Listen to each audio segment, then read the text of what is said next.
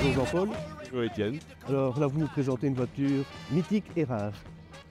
Il n'est pas courant, c'est vrai. Mythique sûrement, parce que c'était un symbole de la performance et du design italien des années 70, des fins des années 60.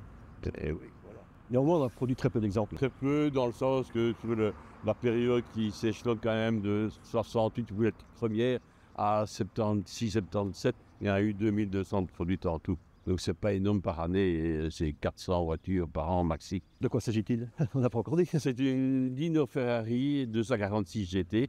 Le 246 veut dire 2 litres 4, 6 cylindres. Et GT, Grand Tourisme, voilà, parce qu'à l'époque, c'était ce qu'on appelait des voitures de sport, c'était des GT. Alors ce qui est étonnant, c'est que c'est une Ferrari, mais qui ne porte normalement pas le nom de Ferrari. Non, parce que Enzo Ferrari, le constructeur, en hommage à son fils qui était décédé très jeune, une Dino, il a créé cette voiture. Et de ce fait, il a voulu mettre un nom indépendamment de Ferrari. Après, Ferrari a réinclus la marque Dino, le modèle Dino, dans sa collection. Donc c'est bien une Ferrari quand même. Donc c'est quand même bien une Ferrari. Alors qui dit Ferrari dit moteur. Dit moteur. Est-ce qu'on peut aller jeter un coup d'œil sur le moteur? Tout à fait, oui, pas de souci.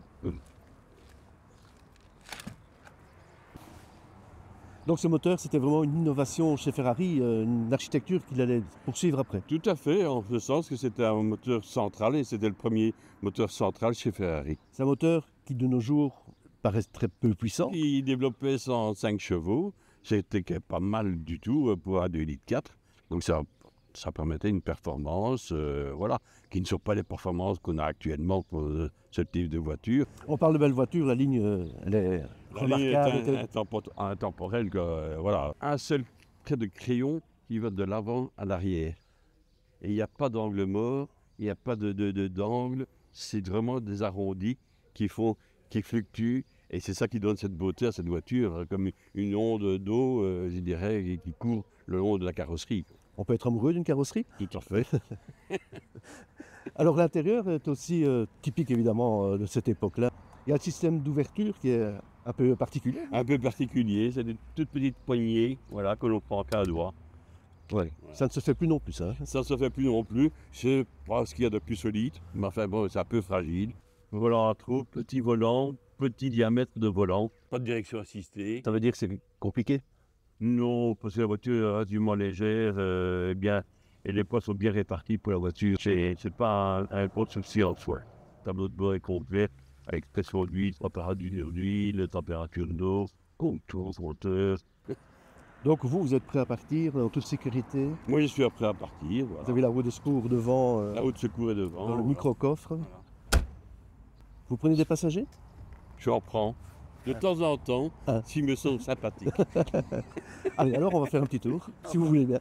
Tout de suite. Oui, il y a un mode d'emploi pour s'installer? Pas spécialement. Il faut se faufiler dedans. Pourquoi tu penses quoi? Wow. On ne monte pas dans cette voiture, on y descend. Tout à fait. Et après, on s'en extrait.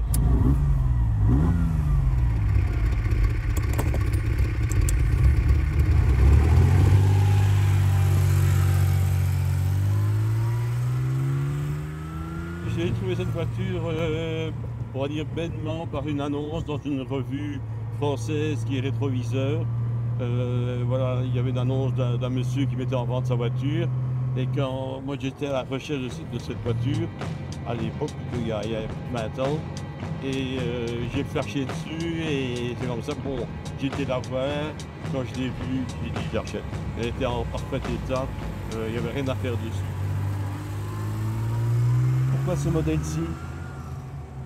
Ce modèle-ci, parce que moi c'est un modèle mythique, j'adore la ligne. Quand on est assis dans cette voiture, vous ne voyez que juste les deux bosselages des ailes avant. Je trouve ça superbe. Voilà, c'est un coup d'œil. Il y a une sonorité aussi au moteur qui est magnifique. Une Ferrari jaune. Vous n'avez pas voulu une rouge comme la plupart des amateurs? Non, le Ferrari pour moi, oui, c'est rouge. Mais moi, je voulais une jaune parce que le sigle Dino est jaune. Et je voulais la même couleur que le sigle. Et donc, j'ai été voir à Francorchamps une Dino, mais qui était verte. J'en ai vu une à Autrage qui était dorée, qui venait d'Italie d'origine, non restaurée. Et puis voilà, j'ai trouvé celle-là dans le centre de la France, à Nevers, chez un garagiste, chez qui elle était en révision. Est-ce qu'une voiture sportive comme ça, de la fin des années 60, se conduit facilement? Ça se conduit très facilement, ça freine bien, ça avance bien, ça ne chauffe pas, contrairement à d'autres voitures. Il n'y a aucun problème de chauffe à l'arrêt, dans l'embouteillage. Non, c'est une voiture qui se conduit facilement, qui est agile et qui se déplace facilement au niveau volant, tout ça. Il n'y a même pas de direction assistée, mais c'est pas lourd. La boîte est un peu ferme. La fenêtre,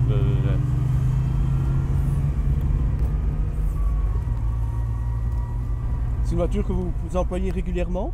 En général, on ne roule pas beaucoup avec ses ancêtres, roule mais pas c'est beaucoup. fait pour rouler quand même. Hein. c'est fait pour rouler. Parce que moi je dis toujours, on appelle ça une automobile. En ce moment, on appellerait ça une auto immobile. Donc, l'auto, elle doit bouger. Voilà, c'est mobile. Et donc, je l'utilise, je fais quoi, 1 millier de kilomètres maximum. Parfois plus, ça dépend si j'ai un voyage, j'ai prévu à l'étranger. Donc, à ce moment-là, ben, tout de suite, on va faire plus de kilomètres. Quelle est la question la plus étonnante qu'on vous ait jamais posée?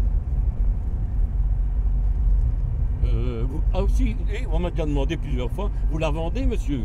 Parfois même en voiture, sur voiture, comme ça à feu rouge, il y en a un qui baisse son carreau et me dit, monsieur, vous vendez votre voiture? Il dit, ben non.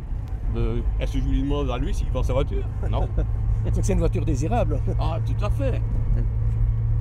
Et entre amateurs de Ferrari, comment juge-t-on cette voiture qui était une Dino en fait? Oh, mais non, les gens Ferrari aiment beaucoup cette voiture parce que c'est une légende pour eux aussi. C'est l'histoire d'Enzo Ferrari, de la marque. Voilà.